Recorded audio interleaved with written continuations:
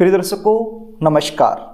आज मैं आपको कुछ ऐसे योगों के बारे में बताने वाला हूं।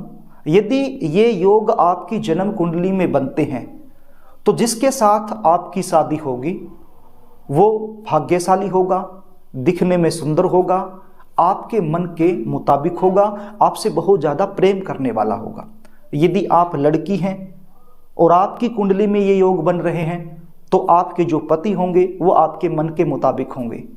और यदि आप लड़के हैं और आपकी कुंडली में ये योग बन रहे हैं तो जिसके साथ आपकी शादी होगी तो आपकी जो पत्नी होगी वो दिखने में बहुत ही खूबसूरत, सुशील, चंद्रमा जैसे मुख वाली, भाग्यशाली और पतिव्रता, ये सब गुण उसके अंदर मिलेंगे।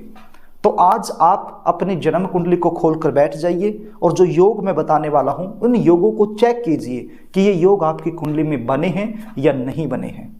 कार्यक्रम को आगे लेकर के चलूं इससे पहले आपसे निवेदन करना चाहूँगा, यदि आप चैनल पर नए हैं और अभी तक आपने इस चैनल को सब्सक्राइब नहीं किया है तो मुझसे लगातार जुड़े रहने के लिए, विवाह से रिलेटेड शास्त्र सम्मत सटीक जानकारी प्राप्त करने के लिए अभी इस चैनल को सब्सक्राइब कर लीजिए और बेल आइकन को भी प्रेस करके रखिए ताकि हमारी आने वाली इसी प्रकार की नई वीडियो का नोटिफिकेशन आपको मिल सके और वो वीडियो आप आसानी से देख पाएं। चैनल को सब्सक्राइब करना, वीडियो को लाइक करना, ये बिल्कुल निःशुल्क होता है, इसमें आपका कोई भी खर्चा नहीं लगता है। तो प्रिय दर्शकों, आप अपनी जन्म कुंडली खोलकर बैठ जाइए और जन्म कुंडली के अंदर जो लगन चार्ट बना है उसको आप देखिए। आप स्क्रीन पर देख पा रहे होंगे एक लगन कुंडली के चार्ट को। इस कुंडली के अंदर जहां पर 7 का अंक लिखा हुआ है वो होता है जन्म कुंडली का सप्तम भाव, और विवाह का जो विचार होता है वो सप्तम भाव से ही किया जाता है। अब आपकी जन्म कुंडली का जो सप्तम भाव है आपने उस भाव को देखना है। सप्तम भाव में 1 से लेकर 12 तक कोई भी अंक हो सकता है। स्क्रीन पर जो आप जन्म कुंडली का चार्ट देख पा रहे हैं जहां पर यहां 7 लिखा हुआ है, इस खाने में, इस भाव में यदि 4 का अंक लिखा हुआ है, ध्यान दीजिए, यदि आपकी कुंडली में यहां पर 4 का अंक लिखा हुआ है या फिर 2 का अंक लिखा हुआ है और चंद्रमा सप्तम भाव में ही बैठा हुआ है तो फिर यह बड़ा जबरदस्त योग बन जाता है। ऐसे में जिसके साथ आपकी शादी होगी वो बिल्कुल आपके मन के मुताबिक होगा, दिखने में सुंदर, भाग्यशाली और बिल्कुल मन चाहा जीवन साथी आपको मिलेगा। यह हुआ पहला योग। आप देख लीजिए आपकी कुंडली में बन रहा है या नहीं बन रहा है। अगला जो योग है उसको ध्यान से सुनिए। इसी सप्तम भाव में जहां पर 7 का अंक लिखा हुआ है, जो स्क्रीन पर आप देख रहे हो इस चार्ट में जहां पर 7 का अंक लिखा हुआ है, इसी भाव में यदि 2 लिखा हो या फिर 7 लिखा हो या फिर 12 लिखा हो, क्या लिखा हो, या तो 2 लिखा हो या 7 लिखा हो या फिर 12 लिखा हो और शुक्र देव यहीं पर बैठा हो तो भी ये बहुत ही अच्छा योग बन जाता है जीवन साथी को लेकर। ऐसे योग में जिसके साथ भी आपकी शादी होगी वो बिल्कुल आपके मन के मुताबिक होगा, भाग्यशाली होगा, दिखने में सुंदर होगा। अगले योग की बात करते हैं।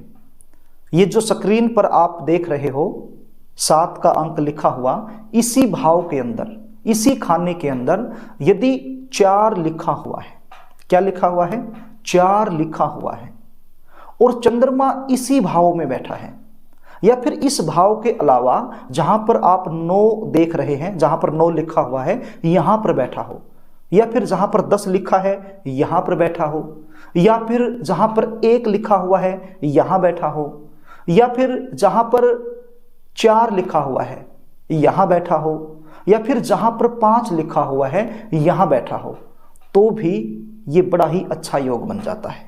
ऐसे में भी जो जीवन साथी होता है वो मन चाहा जीवन साथी मिलता है, मन के मुताबिक होता है, दिखने में बहुत ज़्यादा सुंदर होता है और भाग्यशाली होता है।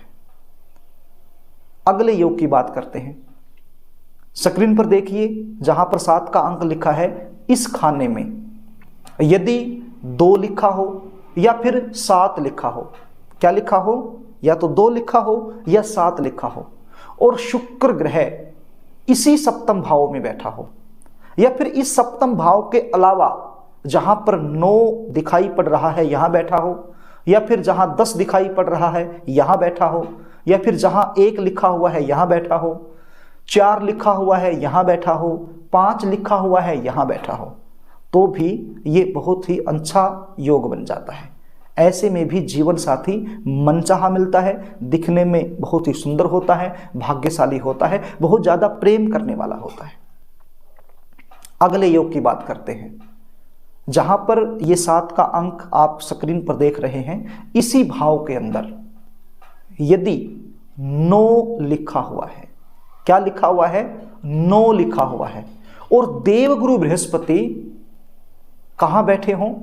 जहां पर 9 दिख रहा है आपको, जहां पर इस कुंडली के अंदर 9 दिखाई पड़ रहा है यहां पर बैठे हों, या फिर जहां 10 दिखाई पड़ रहा है यहां बैठे हों, या फिर 1 जहां है वहां बैठे हों, या फिर जहां 4 लिखा हुआ है यहां बैठे हों, या फिर जहां 5 लिखा हुआ है वहां बैठे हों, तो भी मन चाहा जीवन साथी मिलने के प्रबल योग बन जाते हैं।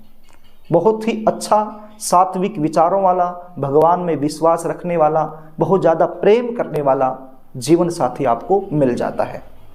अगले योग की बात करते हैं, जहां पर 7 का अंक लिखा हुआ है।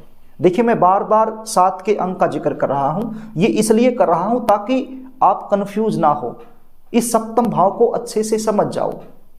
तो जहां पर ये 7 का अंक लिखा हुआ है, इसी खाने में यदि 12 लिखा हो, क्या लिखा हो? 12 लिखा हो, और देवगुरु बृहस्पति कहां बैठे हों? जहां पर 9 लिखा हुआ है यहां बैठे हों, जहां पर 10 लिखा हुआ है यहां बैठे हों, जहां पर 1 लिखा हुआ है यहां बैठे हों, जहां पर 4 लिखा हुआ है यहां बैठे हों, या फिर जहां पर 5 लिखा हुआ है यहां बैठे हों।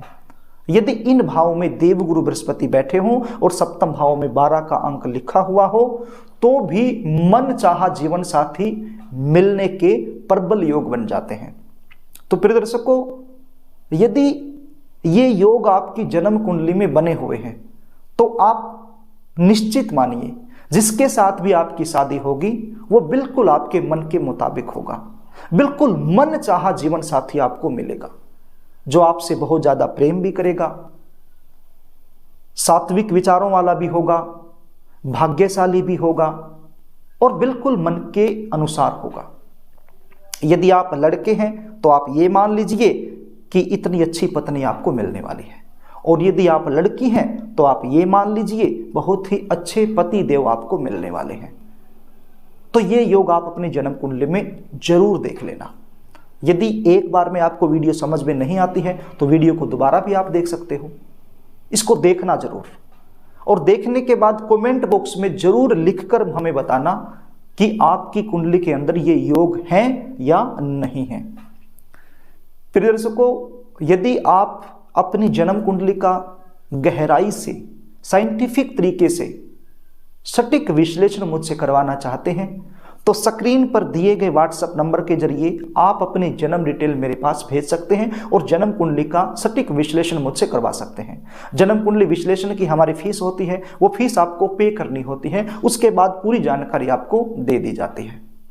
प्रिय दर्शकों, कार्यक्रम यदि आपको अच्छा लगे तो इस वीडियो को लाइक करना, शेयर भी करना, ताकि और भी जरूरतमंद लोगों के पास ये वीडियो पहुंच जाए और आप पुण्य के भागीदार बन जाएं। और अभी तक आपने चैनल को सब्सक्राइब नहीं किया है तो मुझसे लगातार जुड़े रहने के लिए इस चैनल को सब्सक्राइब जरूर कर लेना। आज के लिए बस इतना ही, आगे फिर मिलेंगे, तब तक के लिए नमस्कार।